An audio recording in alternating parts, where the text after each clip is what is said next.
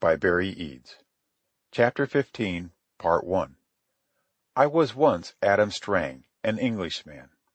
The period of my living, as near as I can guess it, was somewhere between 1550 and 1650, and I lived to a ripe old age, as you shall see.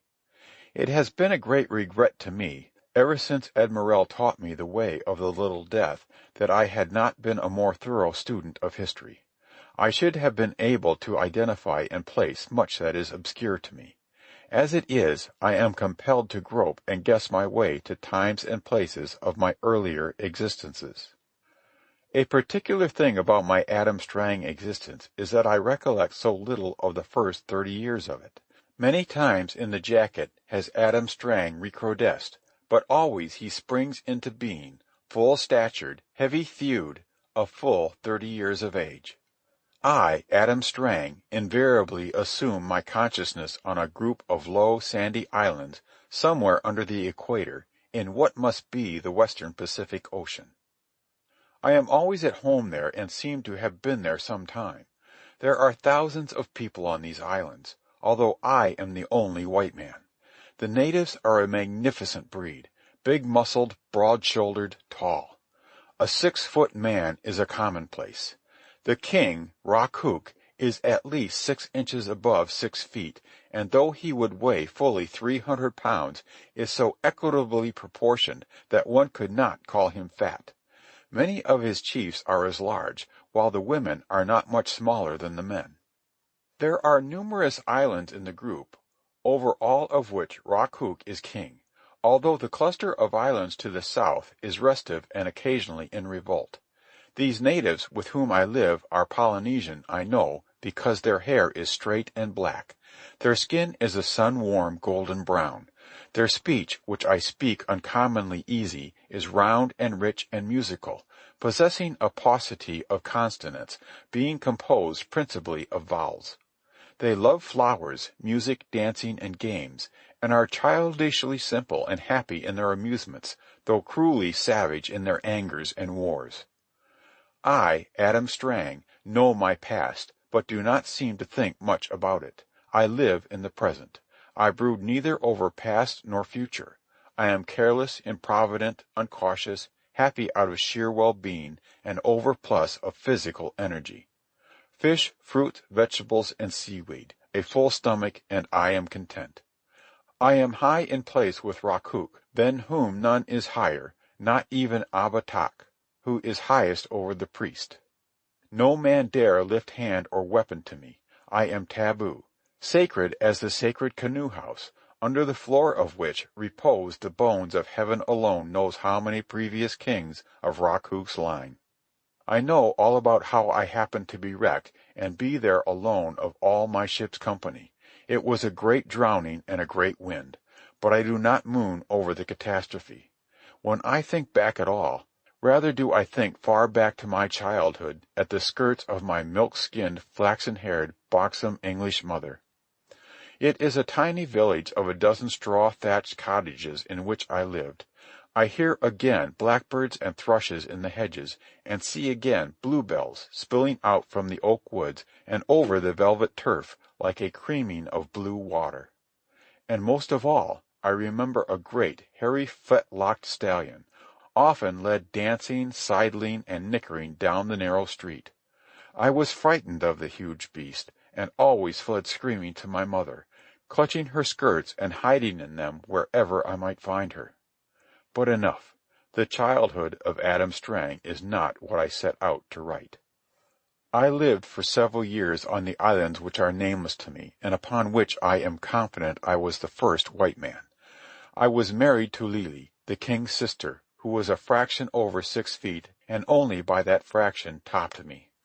I was a splendid figure of a man, broad-shouldered, deep-chested, well set up. Women of any race, as you shall see, looked on me with a favoring eye. Under my arms, sun-shielded, my skin was milk-white as my mother's. My eyes were blue. My mustache, beard, and hair were that golden yellow such as one sometimes sees in paintings of the northern sea kings. I must have come of that old stock, long settled in England, and though born in a countryside cottage, the sea still ran so salt in my blood that I early found my way to ships to become a sea cuny. That is what I was, neither officer nor gentleman, but sea cuny, hard-worked, hard-bitten, hard-enduring. I was of value to Rakuk, hence his royal protection. I could work in iron, and our wrecked ship had brought the first iron to Rakuk's land. On occasion, 10 leagues to the northwest, we went in canoes to get iron from the wreck. The hull had slipped off the reef and lay in 15 fathoms. And in 15 fathoms we brought up the iron. Wonderful divers and workers under water were these natives. I learned to do my 15 fathoms, but never could I equal them in their fishy exploits.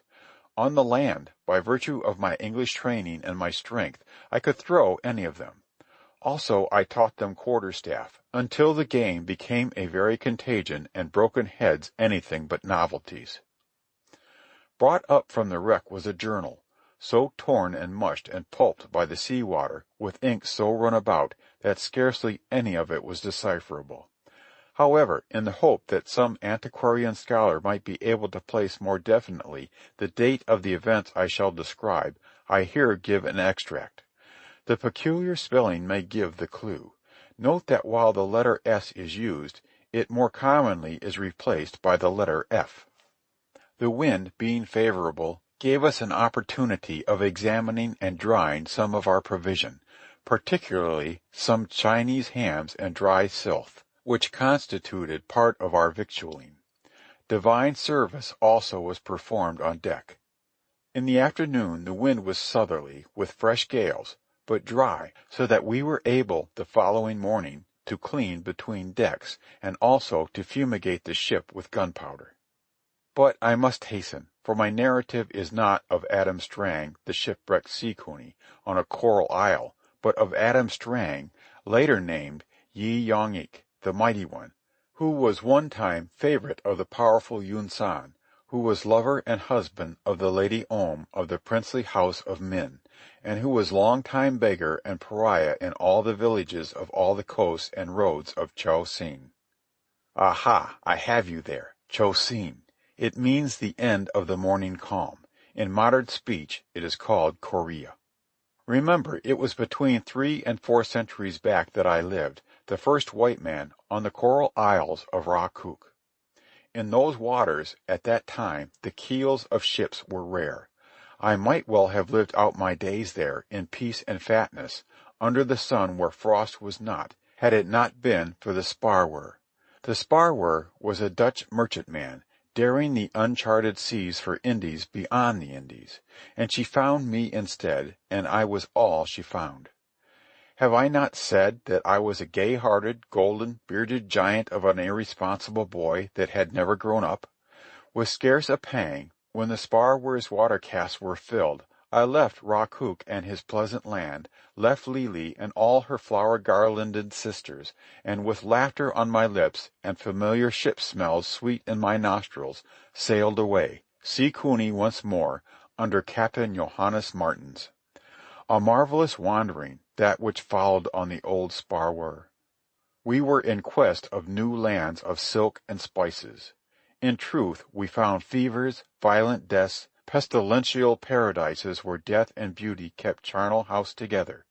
That old Johannes Martens, with no hint of romance in that stolid face and grisly square head of his, sought the island of Solomon, the mines of Golconda.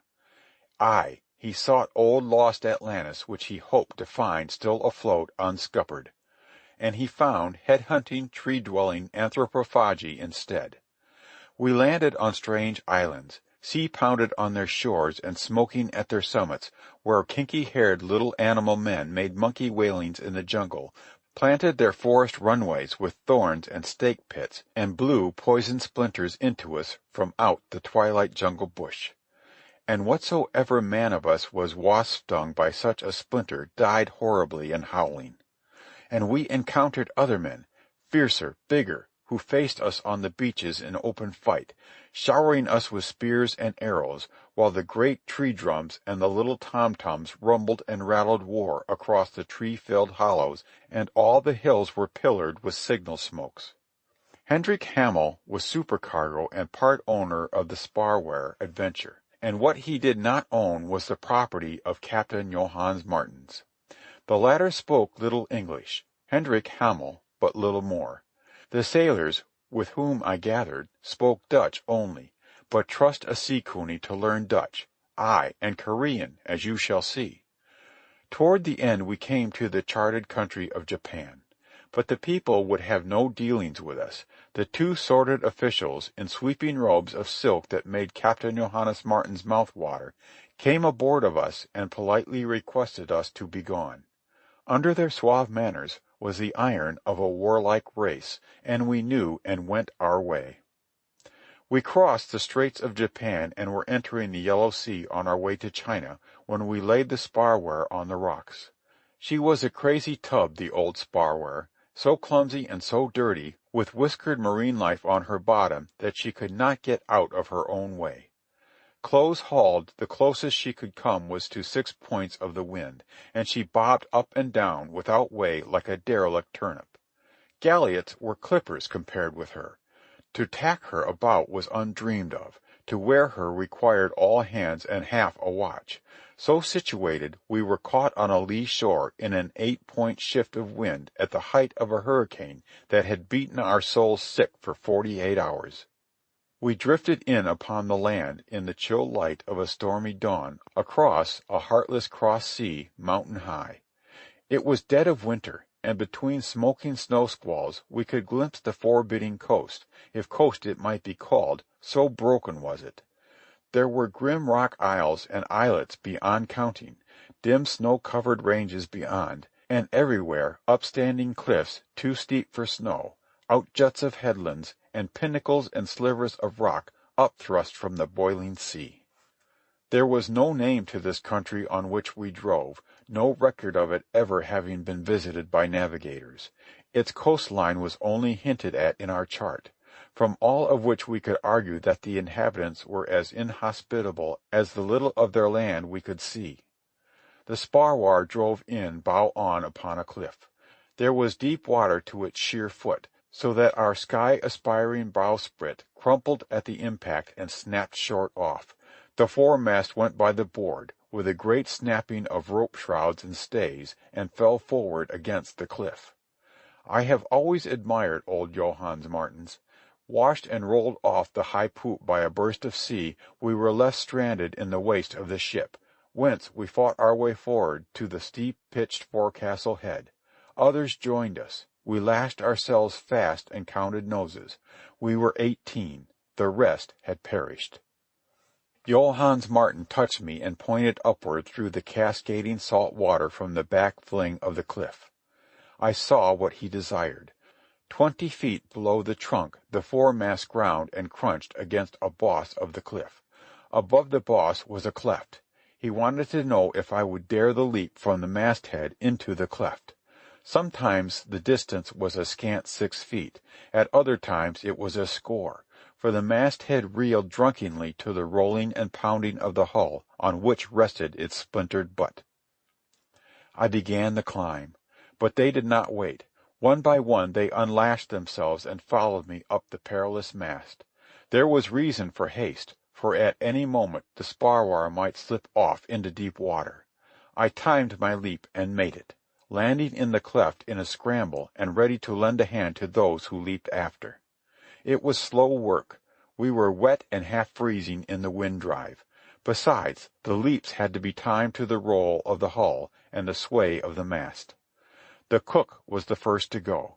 He was snapped off the mast end, and his body performed cartwheels in its fall. A fling of sea caught him and crushed him to a pulp against the cliff. The cabin boy, a bearded man of 20-odd, lost hold, slipped, swung around the mast, and was pinched against the boss of rock. Pinched? The life squeezed from him on the instant. 2 others followed the way of the cook. Captain Johannes Martens was the last, completing the 14 of us that clung on in the cleft. An hour afterward the spar-war slipped off and sank in deep water. 2 days and nights saw us near to perishing on that cliff, for there was way neither up nor down. The third morning a fishing boat found us. The men were clad entirely in dirt white, with their long hair done up in a curious knot on their pates, the marriage knot, as I was afterward to learn, and also, as I was to learn, a handy thing to clutch hold of with one hand whilst you clouded with the other when an argument went beyond words. The boat went back to the village for help, and most of the villagers, most of their gear, and most of the day were required to get us down.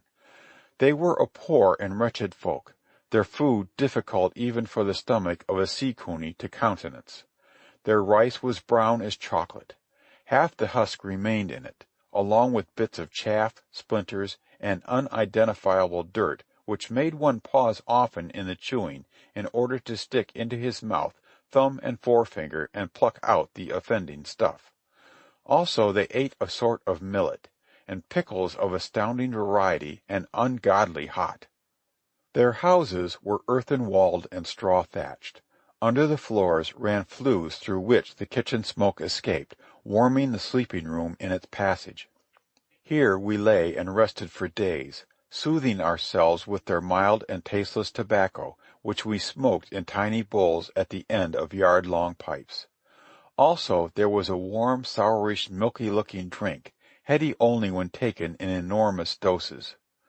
After guzzling, I swear, gallons of it, I got singing drunk, which is the way of sea cunies the world over. Encouraged by my success, the others persisted, and soon we were all a-roaring, little reeking of the fresh snow-gale piping up outside, and little worrying that we were cast away in an uncharted, God-forgotten land. Old Johannes Martens laughed and trumpeted and slapped his thighs with the best of us. Hendrik Hamel, a cold-blooded, chilly-poised dark brunette of a Dutchman with beady black eyes, was as rarely devilish as the rest of us, and shelled out silver like any drunken sailor for the purchase of more of the milky brew. Our carrying on was a scandal, but the women fetched the drink while all the village that could crowd in jammed the room to witness our antics. The white man has gone around the world in mastery, I do believe, because of his unwise uncaringness. That has been the manner of his going, although, of course, he was driven on by restiveness and lust for booty. So it was that Captain Johannes Martens, Hendrik Hamel, and the 12 sea cunies of us roistered and bawled in the fisher village while the winter gales whistled across the yellow sea. From the little we had seen of the land and the people we were not impressed by Cho Sen. If the miserable fishers were a fair sample of the natives, we could understand why the land was unvisited of navigators. But we were to learn different. The village was on an inlaying island, and its headsman must have sent word across to the mainland, for one morning 3 big 2-masted junks with lateens of rice matting dropped anchor off the beach. When the sampans came ashore, Captain Johannes Martens was all interest, for here were silks again. One strapping Korean, all in pale-tinted silks of various colors, was surrounded by half a dozen obsequious attendants, also clad in silk. Kwan Yung Jin, as I came to know his name, was a yangban, or noble. Also he was what might be called magistrate or governor of the district or province. This means that his office was appointive, and that he was the tithe-squeezer or tax-farmer. Fully 100 soldiers were also landed and marched into the village. They were armed with 3-pronged spears, slicing spears, and chopping spears, with here and there a matchlock of so heroic mold that there were 2 soldiers to a matchlock, one to carry and set the tripod on which rested the muzzle, the other to carry and fire the gun. As I was to learn, sometimes the gun went off, sometimes it did not, all depending upon the adjustment of the fire-punk and the condition of the powder in the flash-pan. So it was that Kwan Yung Jin travelled. The headmen of the village were cringingly afraid of him, and for good reason, as we were not overlong in finding out. I stepped forward as interpreter, for already I had the hang of several score of Korean words. He scowled and waved me aside. But what did I reek? I was as tall as he, outweighed him by a full 2 stone, and my skin was white, my hair golden. He turned his back and addressed the headman of the village, while his 6 silken satellites made a cordon between us. While he talked, more soldiers from the ship carried up several shoulder-loads of inch planking. These planks were about 6 feet long and 2 feet wide, and curiously split in half lengthwise. Nearer one end than the other was a round hole larger than a man's neck. Kuan Yung Jin gave a command. Several of the soldiers approached Tromp, who was sitting on the ground nursing a felon. Now Tromp was a rather stupid, slow-thinking, slow-moving Coney, and before he knew what was doing, one of the planks, with a scissors-like opening and closing, was about his neck and clamped. Discovering his predicament, he set up a bull roaring and dancing, till all had to back away to give him clear space for the flying ends of his plank. Then the trouble began, for it was plainly Kuan Yung Jin's intention to plank all of us. Oh, we fought, bare-fisted, with 100 soldiers and as many villagers, while Kuan Yung Jin stood apart in his silks and lordly disdain.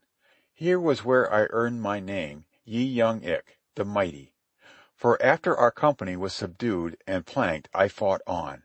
My fists were of the hardness of topping mauls, and I had the muscles and will to drive them. To my joy, I quickly learned that the Koreans did not understand a fist blow and were without the slightest notion of guarding.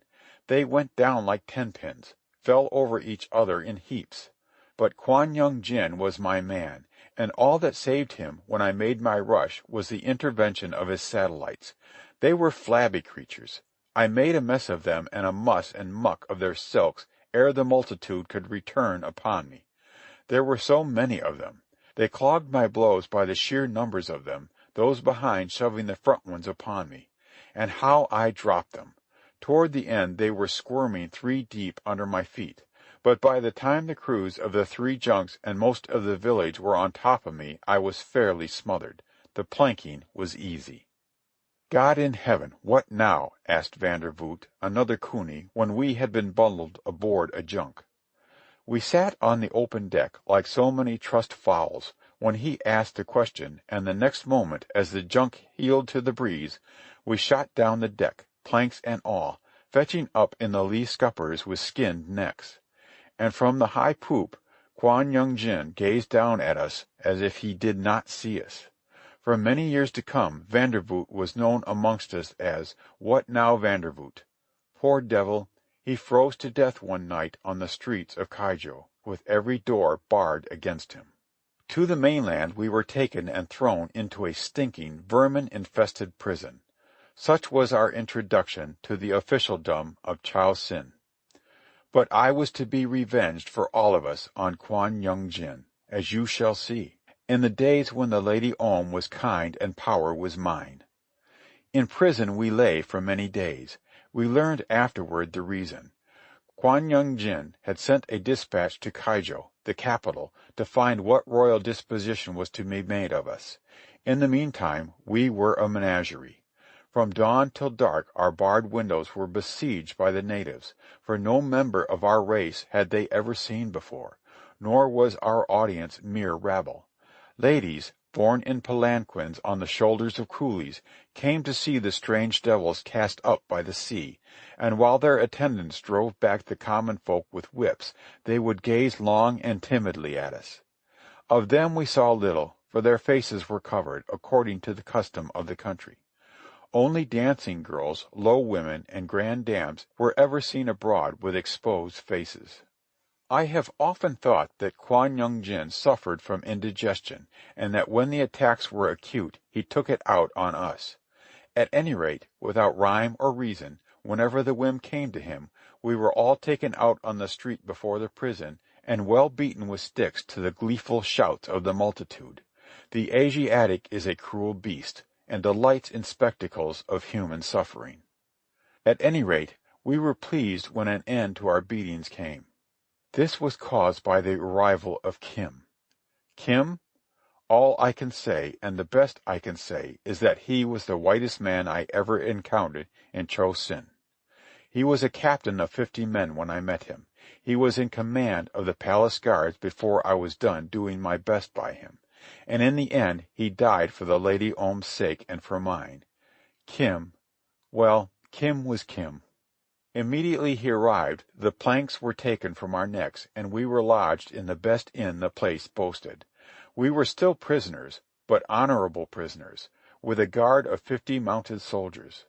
The next day we were under way on the royal highroad, 14 sailormen astride the dwarf horses that obtain in Cho Sin and bound for Kaijo itself. The Emperor, so Kim told me, had expressed a desire to gaze upon the strangeness of the sea devils. It was a journey of many days, half the length of Cho Sin, north and south as it lies. It chanced, at the first off-sidling, that I strolled around to witness the feeding of the dwarf horses. And what I witnessed set me bawling, "What now, Vandervoot?" till all our crew came running. As I am a living man, what the horses were feeding on was bean soup, hot bean soup at that, and naught else did they have on all the journey but hot bean soup. It was the custom of the country. They were truly dwarf horses. On a wager with Kim I lifted one, despite his squeals and struggles, squarely across my shoulders, so that Kim's men, who had already heard my new name, called me Ya-Young-Ik, the Mighty One. Kim was a large man as Koreans go, and Koreans are a tall, muscular race, and Kim fancied himself a bit. But elbow to elbow and palm to palm I put his arm down at will, and his soldiers and gaping villagers would look on and murmur, "Ya-Young-Ik." In a way we were a travelling menagerie. The word went on ahead, so that all the country folk flocked to the roadside to see us pass. It was an unending circus procession. In the towns at night our inns were besieged by multitudes, so that we got no peace until the soldiers drove them off with lance pricks and blows. But first Kim would call for the village strongmen and wrestlers for the fun of seeing me crumple them and put them in the dirt. Bread there was none, but we ate white rice, the strength of which resides in one's muscles not long, a meat which we found to be dog, which animal is regularly butchered for food in Cho Sin, and the pickles ungodly hot, but which one learns to like exceeding well. And there was drink, real drink, not milky slush, but white, biting stuff distilled from rice, a pint of which would kill a weakling and make a strong man mad and merry. At the walled city of Chung-Ho I put Kim and the city notables under the table with the stuff, or on the table rather, for the table was the floor where we squatted to cramp knots in my hams for the 1000th time. And again all muttered, "Ya-Young-Ik," and the word of my prowess passed on before even to Kaijo and the Emperor's court. I was more an honored guest than a prisoner, and invariably I rode by Kim's side, my long legs near reaching the ground, and where the going was deep, my feet scraping the muck. Kim was young, Kim was human, Kim was universal. He was a man anywhere in any country. He and I talked and laughed and joked the day long and half the night.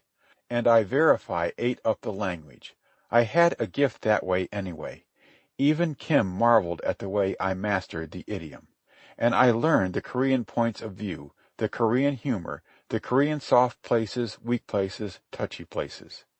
He taught me flower songs, love songs, drinking songs.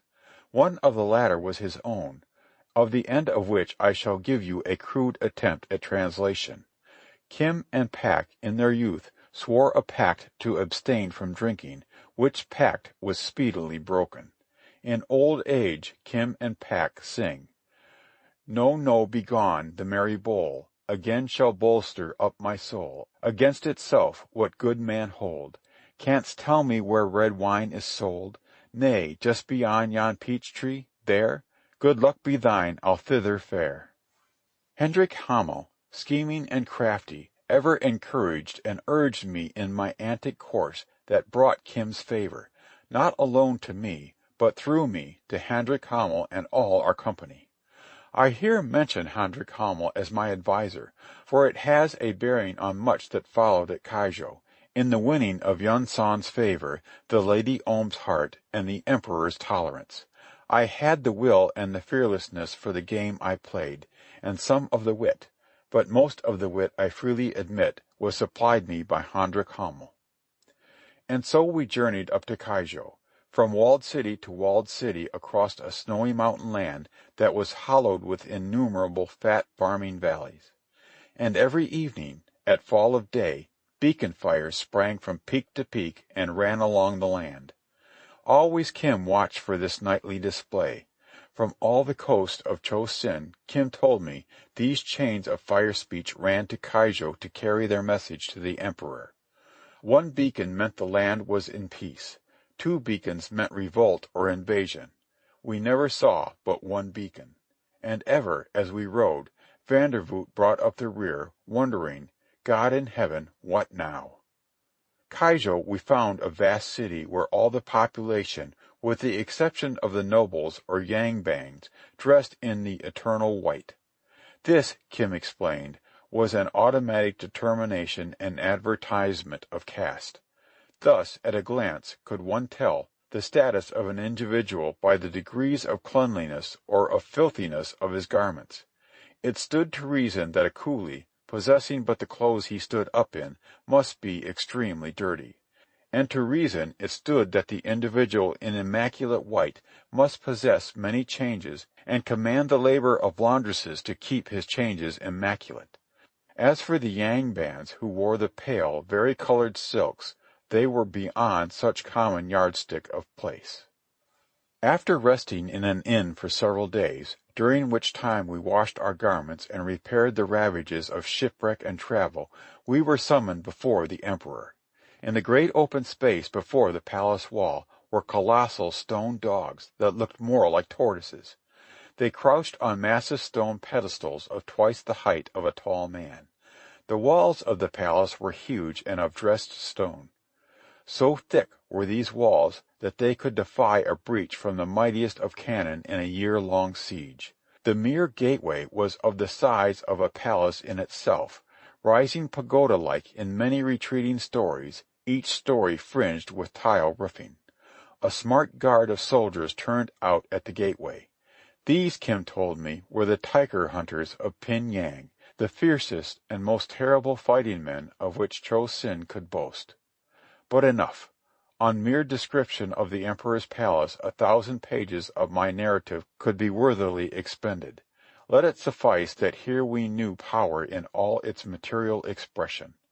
Only a civilization deep and wide and old and strong could produce this far-walled, many-gabled roof of kings. To no audience hall were we sea conies led, but as we took it, to a feasting hall. The feasting was at its end, and all the throng was in a merry mood. And such a throng! High dignitaries, princes of the blood, sordid nobles, pale priests, weather-tanned officers of high command, court ladies with faces exposed, painted king-sang or dancing girls who rested from entertaining, and duannas, waiting women, eunuchs, lackeys, and palace slaves, a myriad of them. All fell away from us, however, when the Emperor, with a following of intimates, advanced to look us over. He was a merry monarch, especially so for an Asiatic.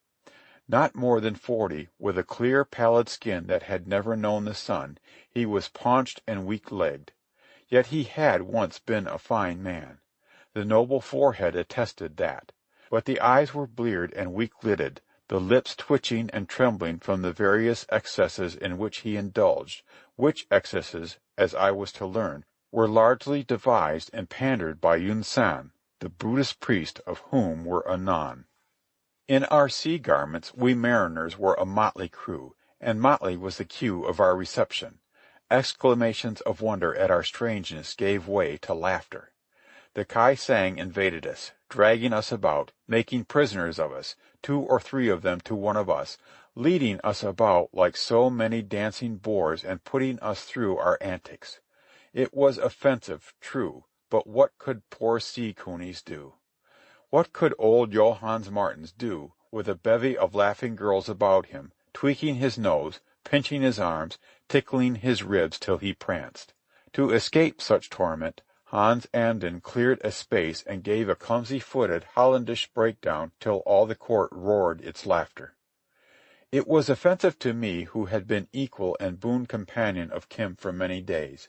I resisted the laughing Kai Sang. I braced my legs and stood upright with folded arms, nor could pinch or tickle bring a quiver from me. Thus they abandoned me for easier prey. "For God's sake, man, make an impression," Hendrik Hamel, who struggled to me with 3 Kai Sang dragging behind, mumbled. Well might he mumble, for whenever he opened his mouth to speak they crammed it with sweets. "Save us from this folly," he persisted, ducking his head about to avoid their sweet-filled palms. "We must have dignity, understand, dignity.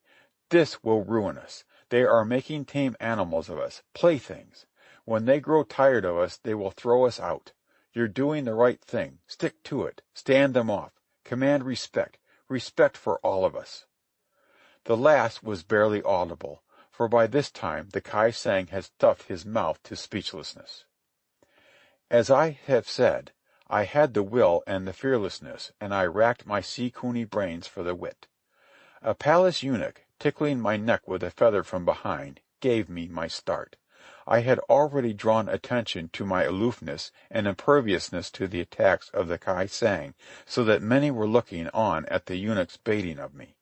I gave no sign, made no move, until I had located him and distanced him. Then, like a shot, without turning head or body, merely by my arm, I fetched him an open, back-handed slap. My knuckles landed flat on his cheek and jaw.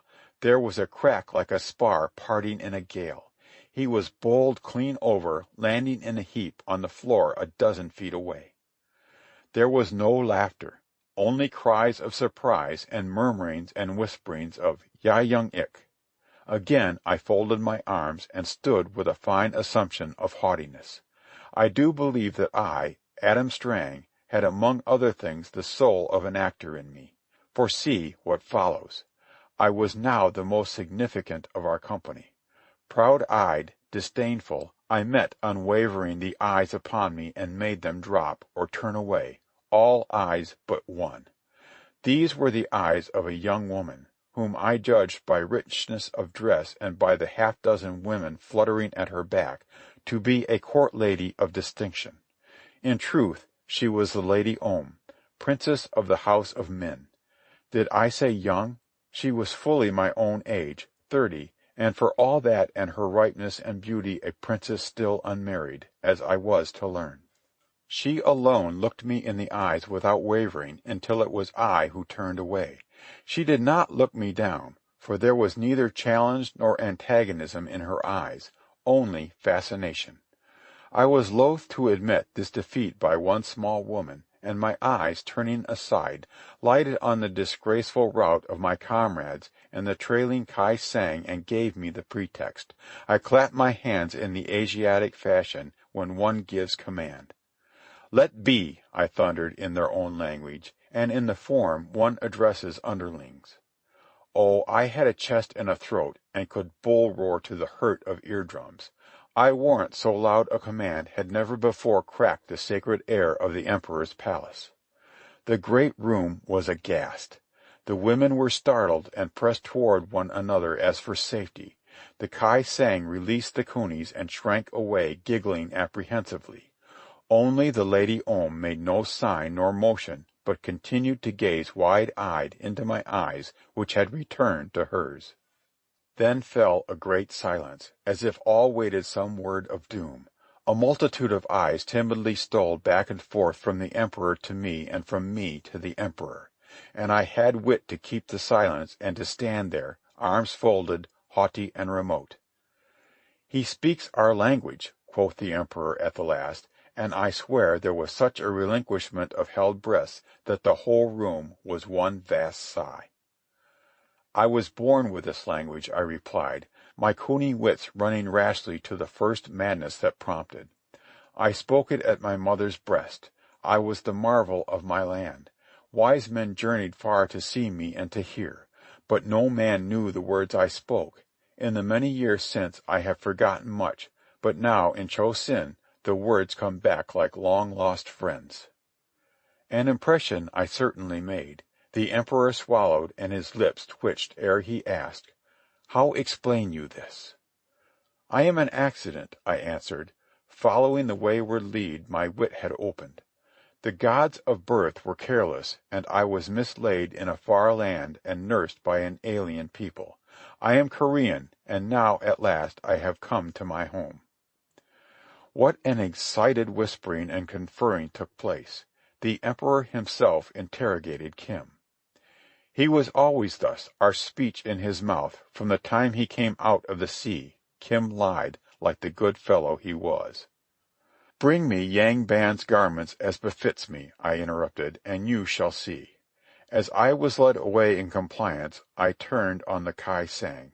"And leave my slaves alone. They have journeyed far and are weary. They are my faithful slaves." In another room Kim helped me change, sending the lackeys away.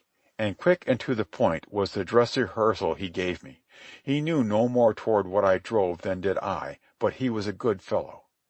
The funny thing, once back in the crowd and spouting Korean which I claimed was rusty from long disuse, was that Hendrik Hamel and the rest, too stubborn-tongued to learn new speech, did not know a word I uttered.